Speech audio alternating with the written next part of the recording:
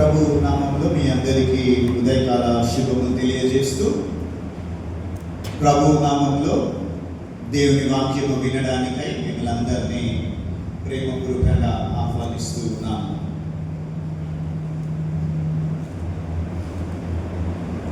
చదవబడినటువంటి లేఖన భాగాలు పాత నిబంధన పాఠ్యభాగం హబక్కూకు గ్రంథము 3వ అధ్యాయము 8 నుండి 11 వచనాలు, యోహాను సువార్త 16వ అధ్యాయము 26 నుండి 28, సంకీర్తనలు 24 మొదటి నుండి 10 వచనాలు.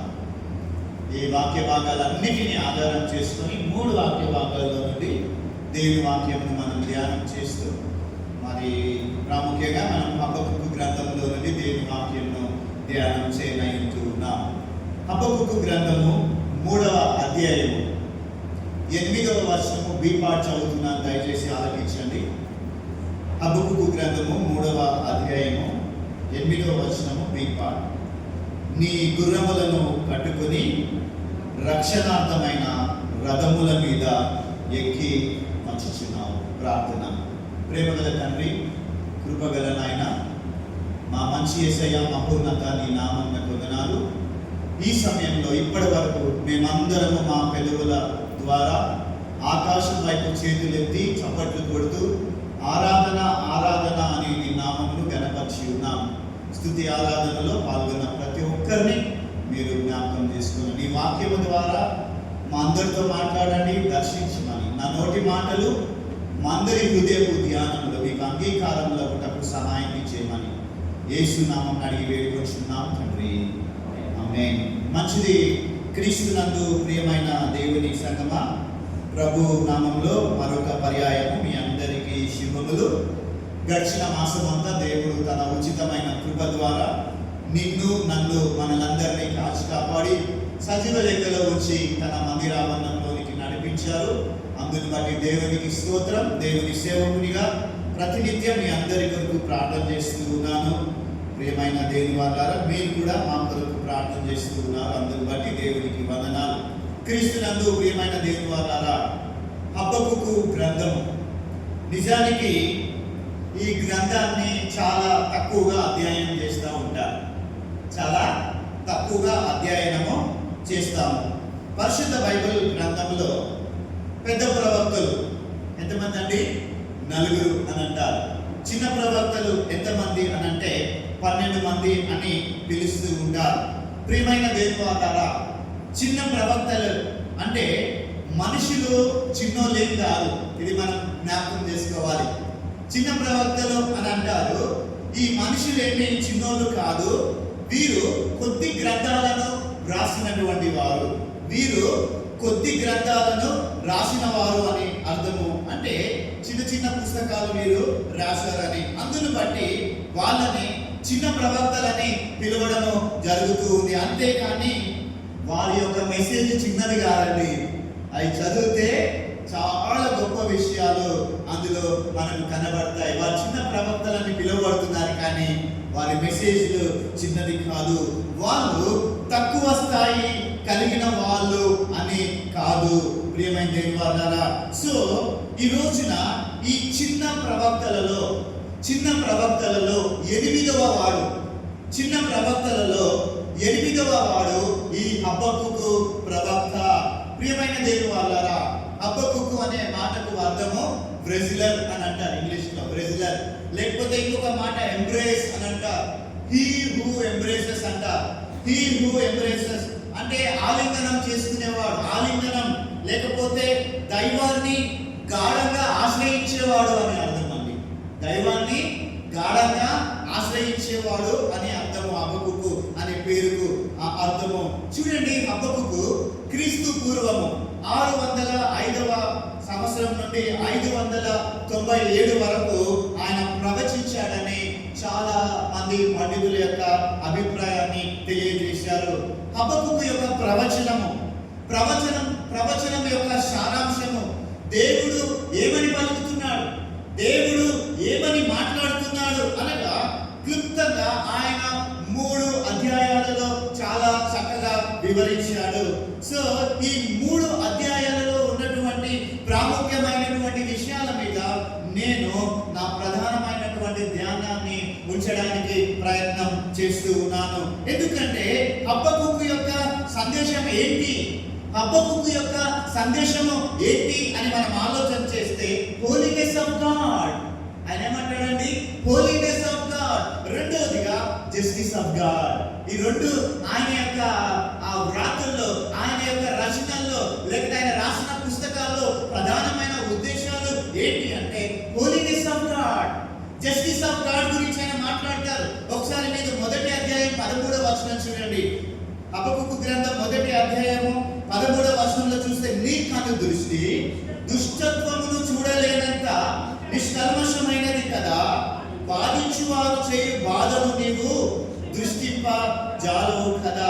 ఇది దేవుని గురించిన ఆయనకున్నటువంటి ఉద్దేశం. అయితే ప్రియమైన దేవుడారా, ఇక్కడ గమనించవలసినటువంటి కొన్ని సంగతులు ఏంటంటే దేవుడు న్యాయవంతుడు. ఏంటండి? దేవుడు న్యాయవంతుడు, పక్షపాతి కాదు. ఆయన పక్షపాతం ఉండదు.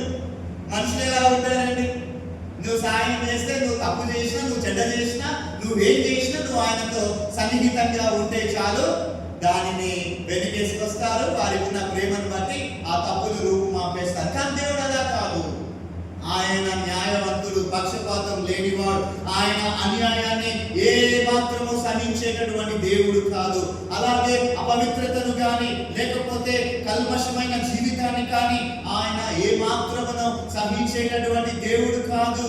కానీ హబక్కూకు ప్రవక్త చూసేటప్పటికి ఏమైపోయింది అని అంటే, అక్కడ ఎక్కడ చూసిన దుర్మార్గత. ఏంటండి? హబక్కూకు చూస్తూ ఉన్నారు. ఆయన ఎక్కడ చూసిన దుర్మార్గత, ఎక్కడ చూసిన అపరిశుద్ధమైనటువంటి ప్రజలు, ఎక్కడ చూసిన దేవునికి వ్యతిరేకమైనటువంటి కార్యాలు సంఘములోను సమాజంలోను జరుగుతూ ఉన్నప్పుడు, కుటుంబాలు పాడైపోతూ ఉన్నప్పుడు ఆయనకు కొన్ని ప్రశ్నలు రేకెత్తించబడుతున్నాయి. హబక్కూకుకి కొన్ని ప్రశ్నలు ఆయన ప్రారంభిస్తూ ఉన్నారు. కొన్ని ప్రశ్నలు ఆయన జీవితంలో ప్రారంభించబడుతూ ఉన్నాయి. ఈ ప్రశ్నల గురించి మనం చూస్తే 3వ అధ్యాయం 1వ వచనంలో అక్కడ ఒక పాట కనబడుతుందండి.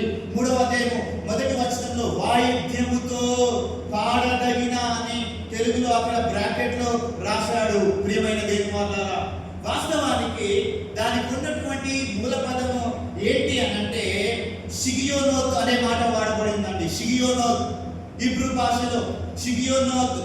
షిగియోనోత్ అంటే పాట పాడడము అని అర్థం కాదండి. షిగియోనోత్ అంటే అర్థం ఏంటంటే క్రైయింగ్ అలౌడ్, గట్టిగా ఏడుచుట, క్రైయింగ్ అలౌడ్ అంటే ఆయన కేకలు వేస్తున్నాడు. హబక్కూకు ఆయన కేకలు వేస్తున్నాడు. తన హృదయంలో ఉన్న వేదన చేత, ఎగోనీతో ఆయన కేకలు వేస్తూ ఉన్నాడు. ఆయన పాట పాడడం లేదని ఇక్కడ వాయిద్యములతో పాడదగినదని తెలుగులో ట్రాన్స్లేట్ చేశారు. కానీ ఇక్కడ వాస్తవానికి షిగియోనోత్ అనే మాటకు అర్థం ఏంటంటే హృదయ అంతరంగములో నుండి. అది బయటకు వస్తూ ఉంటే అది ఒక ఆర్తనాదం లాగా ఉంటూ ఉన్నదండి. హృదయాంతరంగంలో నుండి బయటకు వస్తుంటే అది ఒక ఆర్తనాదం లాగా ఉంటుంది. ఆ ప్రార్థన ఒక ఆర్తనాదం అండి. ఆయన పాట కాదండి. ఆయన ఒక పాటగాడిగా నిరూపించుకోవడం కోసమై ఆయన ఈ పాట రాయలేదండి. ఈ పాట అంతా కూడా ఏంటంటే ఆయన హృదయంలో ఉన్నటువంటి వేదన పాటల రూపంలో, ప్రశ్నల రూపంలో బయటికి వస్తున్నాయి. దేవా, నీవు నిష్కల్మషమైన వాడు అని అంటున్నాడు. దేవా, నీవు నిష్కల్మషమైన వాడు, నీ కన్ను దృష్టి పాపమును చూడలేదు అంటున్నాడు ఆయన. నీ కన్ను దృష్టి పాపమును చూడలేదు, కానీ నీవు పాపాన్ని చూసి ఊరకనే ఎందుకుంటున్నావు ప్రభు అని ప్రశ్నిస్తున్నాడండి ఈయన. ఏమంటున్నాడండి ఈయన? అయ్యా, నీవు దుష్టత్వాన్ని, నువ్వు పాపాన్ని చూసి ఎందుకు ఊరకనే ఉంటూ ఉన్నావు ప్రభువా? ఇదిగో అనేక మంది దుర్మార్గమైనటువంటి కార్యాలు చేస్తున్నారు, కానీ వారు చేసేటటువంటి పనులను బట్టి నీవెందుకు ప్రభువా మౌనంగా ఉంటూ ఉన్నావు? మౌనంగా ఉంటూ ఉన్నావు. చూడండి, 2వ అధ్యాయం 11వ వచనంలో అంటాడు ఆయన. 2వ అధ్యాయం 11వ వచనంలో అంటున్నాడు, గోడలలోని రాళ్ళు మొరపెట్టుచున్నవి, తూలములు వాటికి ప్రత్యుత్తరం ఇచ్చుచున్నవి. ఏమంటున్నాడంటే ఇక్కడ గోడలలోని రాళ్ళు కూడా కేకలు పెడుతున్నాయంట. ప్రజల యొక్క దుర్మార్గతను బట్టి గోడలలో ఉన్నటువంటి రాళ్ళు సహితము కేకలు వేస్తూ ఉన్నాయి. ప్రజలు చేసేటటువంటి అన్యాయమును బట్టి రాళ్ళు కూడా కేకలు వేస్తూ ఉన్నాయి, రాళ్ళు అరుస్తూ ఉన్నాయి. దూలాలంటే వాటికి జవాబు చెబుతూ ఉన్నాయి. దూలాలంటే ఏంటండి? దూలాలంటే మీరు చూసేటటువంటి బీమ్ అంటారు కదా, ఇక్కడ ఉందండి చూడండి, ఇక్కడ నుంచి ఇక్కడ వరకు ఇదంతా బీమ్ అండి. ఈ బీమ్ ఏదైతే ఉందో మనం చూస్తున్నామో దీనినే దూలాలు అంటారండి. వీటిని దూలాలని పిలుస్తారు. అంటే ప్రియమైన దేవుని వాళ్ళారా, అలాంటి దూలాలు కూడా కేకలు వేస్తాయంట. గోడలో ఉన్నటువంటి రాళ్ళు కూడా అడుగుతున్నాయి, ఏమిటి అన్యాయం ప్రభువా, ఏమిటి అన్యాయం? ఈ పట్టణము ఎందుకు ఇలాగైపోయింది ప్రభువా? ఈ దేశం ఎందుకు ఇలాగైపోయింది ప్రభువా? ఈ రాజ్యం ఎందుకు ఇలాగైపోయింది ప్రభువా? ప్రజలు కేకలు వేస్తున్నారు, రాళ్ళు కేకలు వేస్తున్నటువంటి దినాలను మనము చూస్తూ ఉన్నాం. ప్రియమైన దేవుని సంగమా, ఈ రోజున నిజంగా భారతదేశంలో ఇలాంటి పరిస్థితులే ఉన్నాయి. భారతదేశంలో ఎక్కడ చూసిన బైబిల్ని కాల్చివేస్తా ఉన్నారు. చాలా దగ్గర నేను చూశాను. ఎక్కడ చూసిన బైబిల్లను కాల్చివేసేటటువంటి వారు, ఏ మాత్రము కూడా హాని చేయనటువంటి బైబిల్స్ నేమో కాల్చివేస్తూ ఉన్నారు, లేకపోతే హాని చేసేటటువంటి సాహిత్యాన్ని పూజిస్తూ ఉన్నారు. ఈ రోజున భారతదేశం బైబిల్ నేమో కాల్చివేస్తున్నారు, హాని చేయనటువంటిది, హాని చేసేటటువంటి సాహిత్యాన్ని ఏం చేస్తున్నారండి? ఈ రోజున పూజిస్తూ ఉన్నారు. అనేకులు ఉంటూ ఉన్నారు. దేనిని త్రాగాలో దేనిని పారబోయాలో కూడా తెలియనటువంటి పరిస్థితులలో ఈ రోజున అనేకులు రాజ్యాలలో ఉన్నారు. ఇలాంటి విచక్షణ లేనటువంటి ప్రజలు రాజ్యాలలో ఉన్నాయి. కాబట్టి దూలములు దుఃఖిస్తున్నాయి, దూలములు ఏడుస్తూ ఉన్నాయి. అలాగనే రాళ్ళు చేస్తున్నాయండి, రాళ్ళు కేకలు వేస్తూ ఉన్నాయి. ఇక్కడ హబక్కూకు ప్రశ్న వేస్తున్నాడండి. హబక్కూకు ప్రశ్న వేస్తున్నాడు. ఆయన ఏమంటున్నాడంటే, ఎందుకు ప్రభువా నీవు వస్తున్నావు? ఈ ప్రశ్నలన్నీ వేసిన తర్వాత నువ్వు మౌనంగా ఉన్నావు, నువ్వు అంతా ఇలా ఉన్నావు, నువ్వు సైలెంట్ గా ఉన్నావు, ఇప్పుడు నువ్వు ఎందుకు వచ్చి ఏం లాభం అన్నట్టు అడుగుతున్నాడు ఆయన. ఎందుకు వస్తున్నావు ప్రభువా? హబక్కూకు అడుగుతున్నాడు, ఎందుకు వస్తున్నావు ప్రభువా? ఎందుకు ప్రభువా నీవు వస్తున్నావు? ఆయన మొదటిసారి వచ్చినప్పుడు, అంటే దేవుడు ఈ భూమి మీదకు వచ్చినప్పుడు సృష్టి పాడైపోలేదండి. అవునండి, యేసు ప్రభు వస్తే ఈ సృష్టి ఏమైనా పాడైపోయిందా? మొదటిసారి ఆయన వచ్చినప్పుడు సృష్టి పాడైపోలేదు. గమనించండి మీరు జాగ్రత్తగా. ఎందుకంటే ఆయన సృష్టికర్త. ఆయన సృష్టిని పాడు చేసే దేవుడు కాదు. సృష్టి సమస్తమును కూడా ఆయన ఆధీనంలోనే ఉంది. ఆయన ఏది చెబితే అది చేయడము సృష్టి యొక్క ధర్మం అండి. ఆయన ఏది చెప్తే అది సృష్టి చేయాల్సిందే. సూర్యుడిని కానీ చంద్రుడిని కానీ నీవు అక్కడ నిలబడంటే అక్కడ అది నిలబడాల్సిందే. అలాగనే భూమిని నువ్వు ఆగిపోమంటే అది ఆగాల్సిందే. అలాగనే తుఫానులు రమ్మంటే తుఫాను రావాలి, ఆగిపోమంటే ఆగిపోవాలి. అలాగే వడగళ్ళు పడమంటే పడాలి, ఆగిపోవాలి. మెరుపులు రమ్మంటే రావాలి, అవి ఆగిపోవాలి. వాక్యంలో ఒక దగ్గర ఆయన ఊపిరి చేత మంచు వస్తుందంట అండి. ఏంటండి? ఆయన ఊపిరి చేత ఏం జరుగుతుందండి? మంచు పుట్టుచున్నదని వాక్యము తెలియజేస్తుంది. ఇలాంటి దేవుడు మన దేవుడు. అయితే ఇలాంటి సృష్టి పాడైపోతుందంటే ఆయన సముద్రముల పైన కోపగిస్తున్నాడు అని అంటాడండి. వాక్యంలో మనం చదివాం కదా ఇందాక. ఆయన నదుల పైన, సముద్రాల పైన కోపగిస్తున్నాడు అంటున్నాడు. చూడండి 3వ అధ్యాయము 8వ వచనంలో చూడండి. 3వ అధ్యాయం, యెహోవా నదుల మీద నీకు కోపము కలిగినందున, సముద్రముల మీద నీకు ఉగ్రత కలిగినందున నీ గుర్రములను కట్టుకొని రక్షణార్థమైన రథముల మీద ఎక్కి వచ్చుచున్నావు. నీవు ఎక్కి వస్తుండగా ఏం జరుగుతుందో తెలుసా ప్రియ దేవుని సంగమా? నీవు ఎక్కి వస్తుండగా ఇదిగో పర్వతములు మైనము వలె కరిగిపోతూ ఉన్నాయి, పర్వతములు విడిపోతూ ఉన్నాయి, భూమి బదలైపోతూ ఉంది, నదులు పారిపోతూ ఉన్నాయి. ఇదిగో ఎందుకు ఇలాగ జరుగుతుంది ప్రభువా? ఇవి హబక్కూకున్నటువంటి ప్రశ్నలు, ఇవి ఆయనకున్నటువంటి ప్రశ్నలు. ఎందుకు ఇలాగ జరుగుతుంది? నదుల మీద ఆయనకే కోపం లేదండి. దేవుడికి నదుల మీద ఏ కోపం లేదు, మీరు గుర్తుపెట్టుకోవాలి. ఎందుకంటే ప్రియమైన దేవుని వారలారా, నైలు నదిని నీళ్లను రక్తంగా మార్చిన దేవుడు ఆయన. అలాగే యోర్దాను నదిని రెండుగా చీల్చిన దేవుడు, ఎర్ర సముద్రమును రెండుగా పాయలుగా చేసినటువంటి దేవుడు ఆయన. ఆయనకు అసాధ్యమైనది ఏది కూడా లేదు. చరిత్రలో మనం గమనిస్తే దేవుడు అనేక సార్లు ఆయన నదులను చీల్చినట్లుగా మనం చూస్తాం. ఒకసారి ఏలియా ప్రవక్త కూడా ఒకసారి ఏం చేశాడంటే ఆయన నదిని చీల్చినట్లుగా చూస్తున్నాం. అవతలకు వెళ్ళినట్లుగా మన వాక్యంలో చూస్తాము. ఆయన ప్రార్థన చేసి ఆ దుప్పటిని ఏం చేశాడండి, ఆయన నీటి మీద కొట్టన్నాడు. యెహోవా ఎక్కడున్నాడు, లేదా యెహోవా ఇక్కడున్నాడు అనగానే ఏం జరిగిందో తెలుసా? అక్కడ ఉన్నటువంటి నది పాయలైనట్లుగా, నది చీలినట్లుగా చూస్తున్నాం. ఆ తర్వాత ఏలియా యువతల నుండి అవతల ఒడ్డునకు క్షేమంగా వెళ్ళాడు. ఎంత శక్తి కలిగినటువంటి దేవుడు మన దేవుడు. అయితే అలాంటి దేవుడు నదుల మీద ఎందుకు కోపగిస్తాడు? ఆయన నీళ్ళ మీద ఆయనకు కోపమా? నీళ్ళ మీద ఆయనకు ఏమి కోపము లేదు. నదులైనా సముద్రమైనా నీళ్ళ మీద కానీ సముద్ర జలముల మీద కానీ ఆయనకు ఏమీ కూడా కోపము లేదు. కానీ ఆయన ఉగ్రత ఎందుకు అక్కడ ఉంది అనంటే, నేను మీకు కొన్ని ప్రాచీనమైనటువంటి విషయాలు జ్ఞాపకం చేస్తాను. ప్రాచీనం అంటే చాలా ప్రాచీనమైనటువంటి విషయాలు నేను మీకు జ్ఞాపకం చేస్తాను. ఇందులో రెండు మర్మాలు ఉన్నాయండి.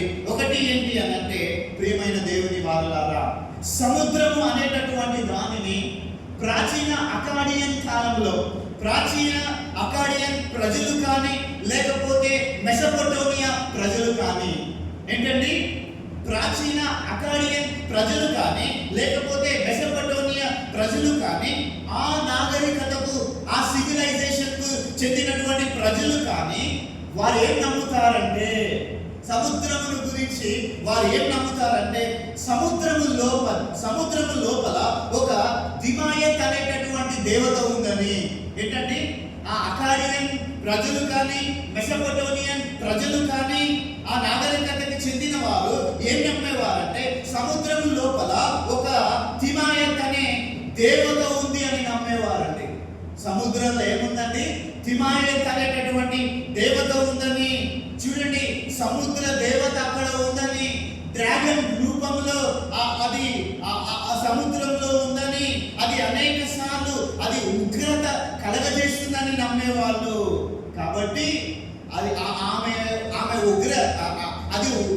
ఉగ్ర రూపం దాలుస్తుందని ఈ అకాడియన్ ప్రజలు కానీ మెసొపొటేమియన్ ప్రజలు కానీ వారు ఏం చేసేవారంటే, దానిని శాంతింపజేయడం కొరకై వీళ్ళు పూజలు పురస్కారాలు చేసేటటువంటి వారు కదండి. పొలిమేర దగ్గరికి పోయి, అమ్మా మా దగ్గరికి మసూచిక అంటారు కదండి. ఏంటండి ఈ వస్తాయి కదా మసూచిక, ఇంగ్లీష్లో ఏమంటారు కదా, అవి రాకూడదని పూర్వము అక్కడికి వెళ్ళి పూజ చేస్తారు. అది దాటి రాకూడదని. ఇక్కడ ఈ అకాడియన్ ప్రజలు మెసొపొటేమియన్ ప్రజలు ఏం చేస్తున్నారండి, దానిని శాంతి చేయడం కొరకై పూజలు పురస్కారాలు చేయడం ప్రారంభించారు. వారంట ప్రతిరోజు సముద్రం దగ్గరికి వెళ్ళి పూజలు చేయడము, నమస్కారాలు చేయడం, దానిని ఆరాధించడము ప్రారంభించారండి. డ్రాగన్ ని దేవుడిగా చేసుకొని దానిని పూజించేటటువంటి వారు. అలాగే దానికి ఉన్నటువంటి మరొక రూపాన్ని కూడా నేను మీకు జ్ఞాపకం చేస్తాను. డ్రాగన్ లాగా ఉండడం కాదు, కొన్నిసార్లు అది స్త్రీ రూపం లాగా కూడా ఉండేదంటండి. ఏంటంటే కొన్నిసార్లు అది స్త్రీ రూపం లాగా ఉందని దీనికి వారు ఏమని పిలిచేవారంటే తియామత్, క్షమించండి తియామత్, నేను తప్పు చెప్పానండి, తియామత్ అని పిలిచేటటువంటి వారు, తియామత్. కాబట్టి దీనిని సముద్రంలో ఉన్న మకరము అని అంటాడు యోగు గ్రంథంలో. ఏమంటాడండి, దీనిని సముద్రంలో ఉన్న మకరము అని అంటాడు, సముద్రంలో ఉన్న మకరము. అయితే వారికి ఉన్నటువంటి ఉద్దేశము ఎవరికండి, అన్య ప్రజలు. ఎవరు, అకాడియన్ ప్రజలు లేకపోతే మెసొపొటేమియన్ ప్రజలు. వారికి ఉన్నటువంటి ఉద్దేశము యూదా ప్రజలు కూడా ఏం చేశారు? నమ్మడం ప్రారంభించారు. ఏంటంటే దేవుని బిడ్డలు కూడా నమ్మడం ప్రారంభించారు. ఇది ప్రమాదకరమైనటువంటి విషయము. వాళ్ళకున్న నమ్మకాన్ని, వాళ్ళ అన్య జనాంగము, వాళ్ళు దేవుని ఎరగని వారు, వాళ్ళ నమ్మకాలను వాళ్ళకు ఉన్నాయంటే పోతే పోని పర్లేదు అనుకోవచ్చు. కానీ అదే నమ్మకాన్ని ఇశ్రాయేలు ప్రజలు నమ్మడం ప్రారంభించారండి. ఏంటండి? ఇశ్రాయేలు ప్రజలు నమ్మడం ప్రారంభించారు. సముద్రంలో ఒక దేవుడు ఉన్నాడని, సముద్రంలో ఒక డ్రాగన్ నివసిస్తున్నాడని, దానిని మనం పూజించాలని, దానిని మనం ఆరాధించాలని, ఆ ప్రతిమలకు ఆరాధన చేయడం ప్రారంభించారని ఇశ్రాయేలీయులు. ఇది వాస్తవమైనటువంటి విషయము. యెహెజ్కేలు గ్రంథంలో యెహెజ్కేలు అంటాడు, యెహెజ్కేలులో మనం చూస్తామండి, మీరు దేవాలయంలోనికి వచ్చినట్లయితే వీటికంటే గొప్ప కీడును చూపిస్తారంటాడు యెహెజ్కేలు. మీరు రాండి ఒకసారి దేవాలయంలోకి, ఇంతకంటే గొప్పది మీకు చూపిస్తానంటాడు యెహెజ్కేలు. ఇవన్నీ కూడా మనం ఆలోచన చేస్తూ ఉన్నప్పుడు మనకు అర్థమయ్యేటటువంటి విషయం ఏంటంటే, అన్య జనుల యొక్క అలవాట్లు ఇశ్రాయేలు ప్రజల్లోకి జొరబడ్డాయండి. బాధాకరమైన విషయం ఏంటంటే, అన్య జనుల యొక్క అలవాట్లు, వారి ఉద్దేశాలు, అన్య జనులు పాటించేటటువంటి విషయాలు ఎవరిలోకి జొరబడ్డాయండి? యూదుల్లోకి, లేకపోతే ఇశ్రాయేలు ప్రజల్లోకి జొరబడ్డాయి. సముద్రం మీద ఆయన కోపగించాడు అని అంటే సముద్రాన్ని ఆయన శపిస్తున్నాడని కాదు. సముద్రము ఆయన చేసిందే, కానీ సముద్రాన్ని జంతువులాగాను, సముద్రమును దేవతలాగాను వారు ఆరాధిస్తున్నారు. చూశారు కదా, అది తప్పు అని దేవుడు మనందరికీ జ్ఞాపకం చేస్తున్నాడు. ఆ రోజున యూదులకు, ఆ రోజున ఇశ్రాయేలు ప్రజలకు ఆయన జ్ఞాపకం చేస్తుంది. కాబట్టి ఆయన ఉగ్రత దాని మీద నిలబడి ఉన్నది. ఇంకొకటి, నదులను గురించి గ్రీకు వాళ్ళు ఏం నమ్మేవాళ్ళు? గ్రీక్స్ కూడా, గ్రీకు పండితులు ఉన్నారు కదండి, చాలా మంది పండితులు, అరిస్టాటిల్ ఈ విధంగా చెప్పుకుంటే చాలా మంది ఉన్నారు. వారు కూడా ఆ గ్రీకు వాళ్ళు ఏం నమ్మేవారంటే, పొటమాయి అనేటటువంటి దేవత, పొటమాయి మనిషి తల కలిగి ఎద్దు రూపంలో ఉంటుందండి దేవత. ఏంటంటే మనిషి తలేమో మనిషి తల ఉంటుంది, మిగతా అంతా కూడా ఎద్దు రూపంలో ఉంటుంది. సో ఆ దేవత అంట ఏం చేస్తుంది? ఆ నదిని పాలిస్తుందని వారు నమ్మేటటువంటి వారు. కొన్నిసార్లు అదంట కొమ్ములు ఉన్నటువంటి మనిషి రూపము, కొన్నిసార్లు క్రింద చేప ఆకారం ఉన్నటువంటి తోక ఆకారం ఉన్నదాన్ని ఆరాధిస్తూ, అది కూడా నదికి సాదృశ్యంగా ఉండేదని వారు భావించేటటువంటి వారు. ఈ రోజున ఇలాంటి మూఢనమ్మకాలు భారతదేశంలో కోకొల్లలుగా ఉంటూ ఉన్నాయి. ఇంకా క్రైస్తవుల్లో కూడా ఇలాంటివి చాలానే ఉన్నాయండి. క్రైస్తవులు కూడా బాధాకరమైన విషయం, మంగళవారం ఇది చేయొద్దు, శనివారం ఇది చేయొద్దు, లేకపోతే తూర్పున అటు వెళ్ళొద్దు, దక్షిణాన తిరగకూడదు, లేకపోతే కిటికీ అటువైపున ఉండాలి. ఇటువంటి భయంకరమైన ఆలోచనలు చేసేటటువంటి వారు చాలా మంది ఉన్నారు. కొంతమంది గృహాన్ని కట్టుకున్న తర్వాత ఉదయమేమో వారికి వచ్చిన ఇష్టానుసారంగా చేసేసుకొని, మధ్యాహ్నమేమో సంఘ కాపరి, సంఘ పెద్దలు, విశ్వాసులు ఏంటంటే పొద్దున ఏం చేస్తారండి? వారి ఇష్టానుసారంగా చేసేసుకొని మధ్యాహ్నం అయ్యేసరికి సంఘ కాపరి, సంఘ పెద్దలు, విశ్వాసులు, సంఘము వచ్చి ప్రార్థన చేయాలని కోరుకునే వాళ్ళు చాలా మంది లేకపోలేదు. మరి ఇంకా చెప్పాలంటే ఇది ఇంకా బాధాకరమైన విషయం. కాళ్ళకు నల్ల తాళ్ళు కట్టుకుంటున్నారండి. ఇది దేవుని సేవకుడిగా నాకు చాలా బాధ అవుతుంది.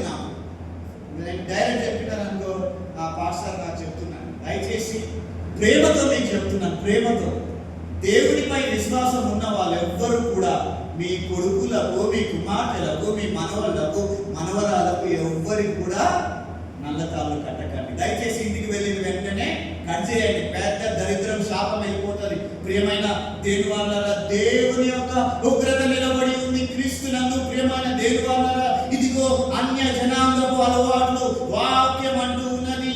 యెషయా గ్రంథంలో ప్రభు అంటాడు కదా, తూర్పు జనుల యొక్క సంప్రదాయములతో నా ప్రజలు నిండుకొని ఉన్నారు అంటాడండి యెషయా. ప్రియమైన దేవుని వాళ్ళారా, ఎంత భయంకరమైన విషయాలు ఇవన్నీ కూడా ఎందుకు మీకు జ్ఞాపకం చేస్తున్నానంటే, దేవుడు వాటిని చూసి సహించజాలక ఇదిగో ఆయన ఉగ్రుడై అతి త్వరలో రాబోతూ ఉన్నాడు. దానినే రెండవ రాకడ అని అంటారు. ఈ హబక్కూకు గ్రంథంలో, ఈ అపోకాలిప్టిక్ అపోకలిప్టిక్ లో కూడా దీని గురించి రాయబడి ఉంది. అదే మాటలు నహూము గ్రంథంలో కూడా రాయబడ్డాయి. ఇదే మాటలు ప్రకటన గ్రంథంలో కూడా రాయబడ్డాయి. అయితే మనకి ఇక్కడ కొన్ని ప్రశ్నలు ఎదురవుతాయి. చూడండి, ఇదిగో ఈ వస్తున్నటువంటి వారు ఎవరు అనేటటువంటి ప్రశ్న ఎదురవుతుంది.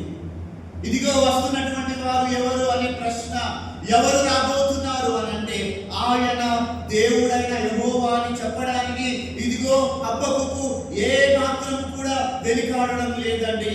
అయితే దానికి ఉన్నటువంటి లేఖన ఆధారాన్ని మీకు చూపిస్తాను. 24వ సంకీర్తన 10వ వచనంలో చూడండి. 24వ సంకీర్తన 10వ వచనంలో, గుమ్మములారా మీ తలలో పైకెత్తుకొనుడి, పురాతనమైన తలుపులారా మహిమగల రాజు ప్రవేశించినట్లు మిమ్మలను లేవనెత్తుకొనుడి. మహిమగల రాజు ఎవరు అనే ప్రశ్నకు జవాబిస్తూ ఆయన ఏమంటున్నాడంటే, సైన్యములకు అధిపతియగు యెహోవా యేసుక్రీస్తు ప్రభులు వారిలో ఈ మాట నెరవేర్చబడింది. యేసు ప్రభులు వారు జయోత్సాహముతో ఆయన యెరూషలేములోనికి వచ్చినప్పుడు ఈ మాట నెరవేరిందండి. దేవుని నామమునకు మహిమ కలుగును గాక. అలాగుననే హబక్కూకు గ్రంథంలో మనం చూసినట్లయితే, నీ గుర్రములను కట్టుకొని నీ రక్షణార్థమైన నీ రథముల మీద నీవు ఎక్కి వచ్చుచూ ఉన్నావు. ఎవరు ఈయన అనగా దేవుడైన యెహోవా యేసుక్రీస్తు ప్రభుల వారికి సాదృశ్యంగా చెప్పబడినటువంటి మాటను మీకు జ్ఞాపకం చేస్తూ ఉన్నాను. నీ గుర్రములు సహస్రములు అంటారండి. ఏంటండి? నీ గుర్రములు సహస్రములు. 68వ కీర్తన 17వ వచనం, 68వ కీర్తన 17వ వచనంలో నీ గుర్రములు సహస్రములు అంటాడు. అంటే వేల కొలది పరివారముతో ఆయన రాబోతున్నాడని వాక్యము తెలియజేస్తుందండి.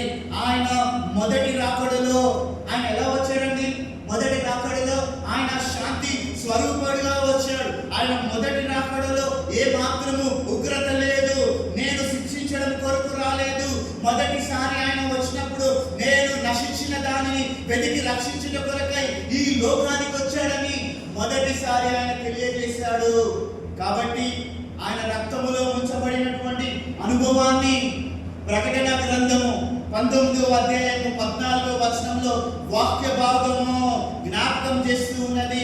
ఆయన వస్త్రములంట రక్తములో ఉంచబడినవి అంటాడండి. ఆయన వస్త్రములు రక్తములో ఉంచబడినవి అంటాడు.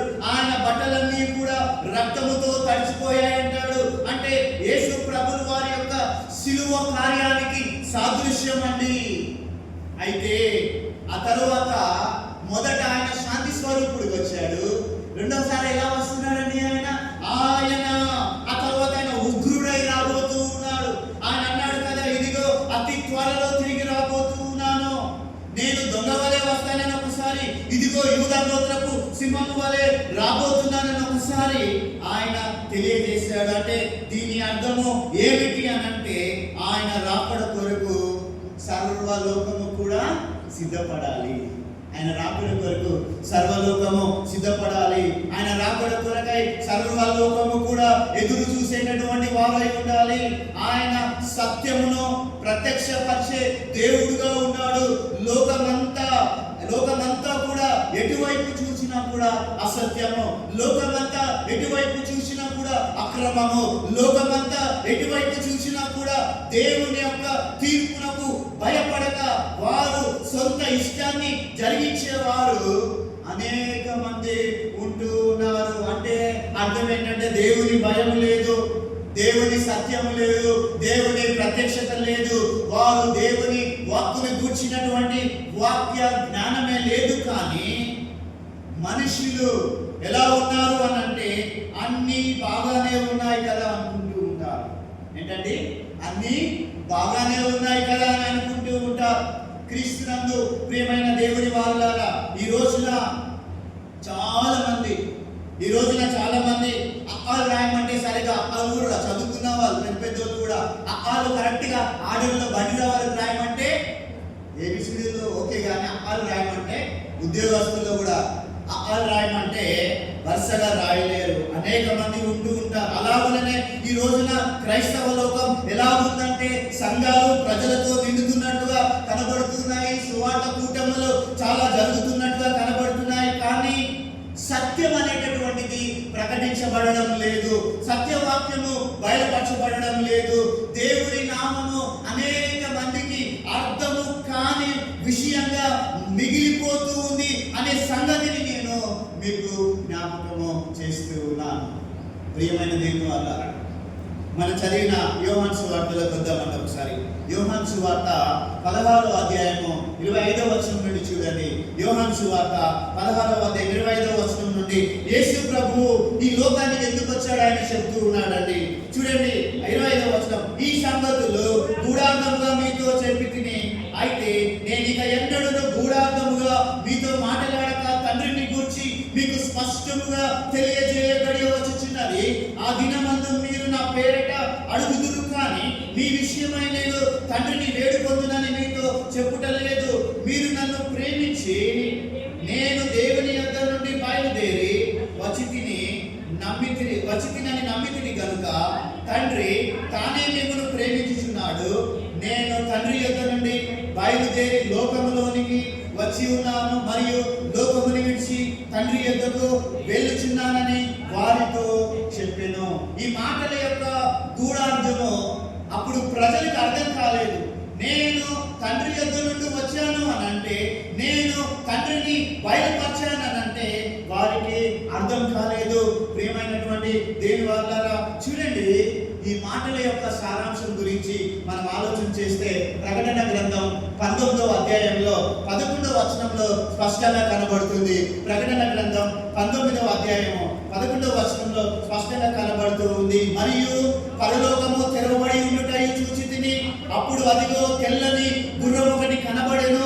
దాని మీద కూర్చుండిన వాడు నమ్మకమైన వాడును సత్యవంతుడను నామము గలవాడు. ఆయన నీతిని బట్టి విమర్శన చేయించు యుద్ధము జరిగించుచున్నాడు. ఆయన నేత్రములు అగ్ని జ్వాలల వంటివి, ఆయన శిరస్సు మీద అనేక కిరీటములు ఉండెను అని రాయబడిన ఒక నామము ఆయనకు కలదు.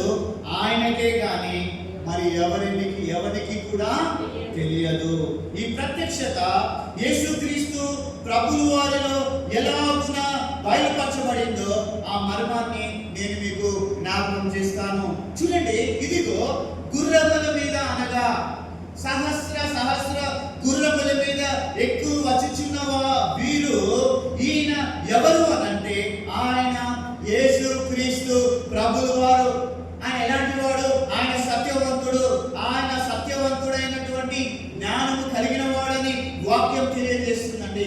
సత్యము అనంటే ఆల్తోనైస్ అనేటటువంటి మాట, ఆల్తోనైస్ అనే మాటకు అర్థం ఏంటంటే సత్యము అని అర్థము. యేసుక్రీస్తు ప్రభువు వారికి ఆయనకు వాడబడినటువంటి పదము ఏంటి అనగా ఆయన యథార్థముగా ఉన్నవాడు, ఆయనలో అబద్ధము ఏమీ కూడా లేదు. యేసు ప్రభువు వారు అంటారు కదా, పిలాతు ఎదుట నిలబడి ఏమంటాడండి ఆయన? పిలాతు ఎదుట నిలబడి నాలో అబద్ధం ఉన్నదని, నాలో అసత్యం ఉన్నదని నిరూపించగలిగిన వాడు ఎవరు కూడా నిరూపించలేకపోయారు. ఏ రాజ్యం కానీ, ఏ రోమ ప్రభుత్వం కానీ, ఏ వ్యక్తి కానీ, ఏ మతాధికారి కానీ ఆయనలో పాపం ఉన్నదని, ఆయనలో దోషం ఉన్నదని ఎవరు కూడా నిరూపించలేకపోయారు. ఎందుకనగా ఆయన సత్యవంతుడు. ఆయన సత్యవంతుడు అనే సంగతి ఈ రోజున అనేక మంది మరుగు చేసి సత్యము మరుగుపడుతూనే ఉన్నది. ఎందుకంటే దేవుని సత్యము ప్రకటింపబడకపోవడము ఒక విషయం అయితే, దేవుని సత్యము వారి హృదయాలకు తెలియబడకపోవడము, వారి హృదయాలు మూయబడిన అనుభవాన్ని నేను మీకు జ్ఞాపకం చేస్తూ ఉన్నాను. ఎవరైతే యేసుక్రీస్తు ప్రభువు ఉన్నాడని, ఎవరైతే యేసుక్రీస్తు ప్రభువు సత్యవంతుడని, యేసుక్రీస్తు ప్రభువు వారు దేవుని యొక్క మర్మమై ఉన్నాడని, యేసుక్రీస్తు ప్రభువు వారు అనగా తండ్రిని ఆయన ప్రత్యక్షపరచాడని ఎవరైతే ఇంకా నమ్మలేక ఉన్నారో వారు ఇంకా దేంట్లో బ్రతుకుతున్నారండి? అసత్యములోనే బ్రతుకుతున్నారు. వారు అబద్ధములోనే బ్రతుకుతూ ఉన్నారు. అబద్ధములో వేయబడిన వారిగా ఉంటూ ఉన్నారు. వారిలో సత్యము ఏమాత్రమును లేదు. వారు ఇంకాను అబద్ధములోనే జీవిస్తూ ఉన్నారు. చూడండి, అలాంటి వారిని గురించి యెహెజ్కేలు గ్రంథము 13వ అధ్యాయంలో కొంతమంది అబద్ధాన్ని ఏం చేస్తారంటే గోడలాగా కట్టేస్తారంట కదా. చాలా మందికి అబద్ధం చెప్పడం చాలా సునాయాసం అండి. చాలా సునాయాసంగా అబద్ధాలు చెప్పేస్తారు. యెహెజ్కేలు గ్రంథం 13వ అధ్యాయంలో కొంతమంది అబద్ధాన్ని ఏం చేస్తున్నారంట, గోడలాగా కట్టేస్తారంట. అబద్ధాన్ని గోడలాగా కట్టేస్తే వీరి కంటే గనులు ఇక కొంతమంది ఉంటారు. వాళ్ళు ఏం చేస్తారో నేను మీకు జ్ఞాపకం చేస్తాను. 13వ అధ్యాయం 10వ వచనం చూడండి. యెహెజ్కేలు గ్రంథం 13వ అధ్యాయం 10వ వచనం. సమాధానము ఏమీ లేకపోయినను వారు సమాధానం అని చెప్పి నా జనులను మోసపుచ్చుచున్నారు. నా జనులు మంటి గోడను కట్టగా వారు వచ్చి దాన్ని ఏం పూస్తున్నారండి, వాళ్ళు గచ్చు పూతను పూస్తూ ఉన్నారు. అతని కంటే గనుడు. అచ్చంట మల్లన్న సామెత తెలుసు కదండి మీ అందరికి. టీచర్స్ చాలా మంది ఉన్నారు ఇక్కడ. అచ్చంట మల్లన్న అంటారు కదా. అచ్చంట మల్లన్న అంటే ఏంటండి? అచ్చంట మల్లన్న అనే సామెత తెలుగులో అతని కంటే గనుడు. అచ్చంట మల్లన్న అంటే అర్థం ఏంటంటే ఒక వ్యక్తిని తక్కువ చేసి మరొకరిని మాట్లాడడం. చాలాసార్లు మన ముందు జరుగుతుంటాయి కదండి. చాలాసార్లు మన ముందు జరుగుతాయి. మన ముందు వేరే వాళ్ళని, మనల్ని తక్కువ చేసి వేరే వాళ్ళని హెచ్చించి మాట్లాడతారు. మనల్ని తక్కువ, వాళ్ళు పైశాచిక ఆనందం పొందుతారు అలా చేసి. మనల్ని అన్నింటిలో తక్కువ చేసి వాళ్ళ హృదయంలో పైశాచిక ఆనందం, నేను ఇలా చేశాను ఆయనని, అబ్బా నాకు చాలా ఆనందంగా ఉంది. వారు పిశాచి గుణం కలిగిన వారు, దయ్యముల గుణము కలిగినటువంటి వారు. వారిని అచ్చంట మల్లన్న అని అంటారన్నమాట. ఒక వ్యక్తిని తక్కువ చేసి మరొక వ్యక్తిని పొగిడే సందర్భం అన్నమాట. ఇక ఒకరిని మించి ఒకరు, అంటే ప్రజలు అసత్యములో బ్రతుకుతుంటూ ఉంటారు. ఇక కొంతమంది యాజకులు వచ్చి ఏం చేస్తారు తెలుసా? అబద్ధ బోధకులు ఏం చేస్తారు తెలుసా? అసలే అబద్ధంలో బ్రతుకుతుంటే ఈ సంచులు పట్టుకొని తిరుగుతారు కదండి. అబద్ధ బోధకులు ఒక సంచి పట్టుకొని తిరుగుతూ ఉంటారు ఇల్లు. వాళ్ళకు ఒక సంఘ పరిచర్య ఉండదు, ప్రార్థన ఉండదు. 365 రోజులు ఇళ్ళ పొండి ఎక్కడ స్టార్ కనబడితే, ఎక్కడ నక్షత్రం కనబడితే, ఏ ఇల్లు కనబడితే ఆ ఇంటికి వెళ్ళిపోవడం. వీళ్ళ పరిచర్య గృహ దర్శనాల పరిచర్య. ఎంత గొప్ప పరిచర్యో వీళ్ళ పరిచర్య. ప్రియమైనటువంటి దేవుని వారలారా, కొంతమంది యాజకులు వచ్చి అబద్ధములో బ్రతుకుతున్న వారిని ఏం చేస్తారు తెలుసా? అసలే వారు ఒక గోడను కట్టుకుంటూ ఉంటే దానికి గచ్చు పూత పూస్తూ ఉంటారు. ఆ మట్టి గోడకి ఏం చేస్తారు తెలుసా? ఈ అబద్ధ యాజకులు వచ్చి గచ్చు పూత పూసేసి ఏం పర్లేదండి, అంతా కూడా బాగానే ఉంది అంటారు. ఏంటండి కదా, లోపలంతా పరవాసి ఉంటుంది, పైన ఖాళీ సిమెంట్ ఇట్లా పూసేస్తే మళ్ళీ కొన్ని రోజులు అది ఊడిపోతుంది. ప్రియమైన దేవుని వారలారా, వాక్యం అంటుంది సమాధానం లేదు. ఎక్కడ చూసినా అంత అసమాధానమే, అంత అసత్యమే. ఎందుకనగా ప్రతి వాడి నెత్తి మీద వ్యాధి ఉందని వాక్యం తెలియజేస్తుంది. ఏంటండి? ప్రతి వాడి నెత్తి మీద వ్యాధి ఉందని. చూడండి ఒకసారి యెషయా గ్రంథం 1వ అధ్యాయం 5-6 వచనాలు చదవద్దండి, మీరు దయచేసి గమనించండి. యెషయా గ్రంథము 1వ అధ్యాయము 5-6 వచనాలు చూస్తే ప్రతి వాని నడినెత్తి మొదలుకొని అరికాలు వరకు ఎక్కడ చూసినా కూడా స్వస్థత కొంచెమైనా కూడా లేదు. ఇదిగో అవి తైలముతో మెత్తన చేయబడలేదు, వాటికి మందు రాయబడలేదు, అవి తైలముతో మెత్తన చేయబడలేదని దేవుని వాక్యము తెలియజేస్తూ ఉంది. మనుషులు పైకి బాగుందని అనుకుంటారు, కానీ మట్టి గోడ వారిలో గచ్చిపూత పోస్తే నేను కూడా అందులో ఒకటిగా ఉంటానండి. దేవుని సేవకునిగా గచ్చిపూత పూయడం లేదు. చూడండి, ఒరుగుచున్న గోడ ఎందాక మీరు పడద్రోయ చూచుచున్నారని దేవుడి వాక్యం తెలియజేస్తూ ఉంది. గచ్చు పూతలు పూసేటటువంటి పరిచర్యలు ఈ రోజున సంఘానికి అవసరం లేదండి. ఏంటండి? గచ్చు పూతలు పూసేటటువంటి పరిచర్య ఈ రోజున సంఘానికి అవసరం లేదు. ఎందుకంటే ప్రభువు రాకడ అతి సమీపంలో ఉన్నది. ఆయన సత్యవంతుడు. ఆయన నీ కొరకై ఈ లోకానికి మొదటిసారి దిగి వచ్చాడు. ఆయన సత్యమును బయలుపరిచాడు. సత్యం అనగా ఏంటంటే యేసుక్రీస్తు ప్రభువు వారు ఆయన నీ కొరకే జన్మించాడు. ఆయన నీ కొరకే చనిపోయాడు, ఆయన నీ కొరకే మరణించాడు, ఆయన నీ కొరకే సమాధిని జయించి తిరిగి లేచాడు. ప్రియమైన దేవుని వాళ్ళారా, ఈ రోజున ఈస్టర్ తర్వాత ఏంటో తెలుసా? ఈ రోజున యేసు ప్రభు ఆరోహణమైనటువంటి దినము. నెక్స్ట్ వీక్ పరిశుద్ధాత్మను సంఘం మీదకు విడుదల చేసినటువంటి పెంతెకోస్తు ఆదివారం అంటారు, నెక్స్ట్ సండే. ఈ రోజున యేసు ప్రభువు వారు మన కొరకు జన్మించి, మన కొరకు చనిపోయి సమాధి చేయబడి తిరిగి లేచి పునరుత్థానుడి ఆరోహణమై వెళ్ళాడు కదా. ఈ రోజున ఆయన మరి ఆరోహణమైన దినం. ఇది సత్యము, సత్యము.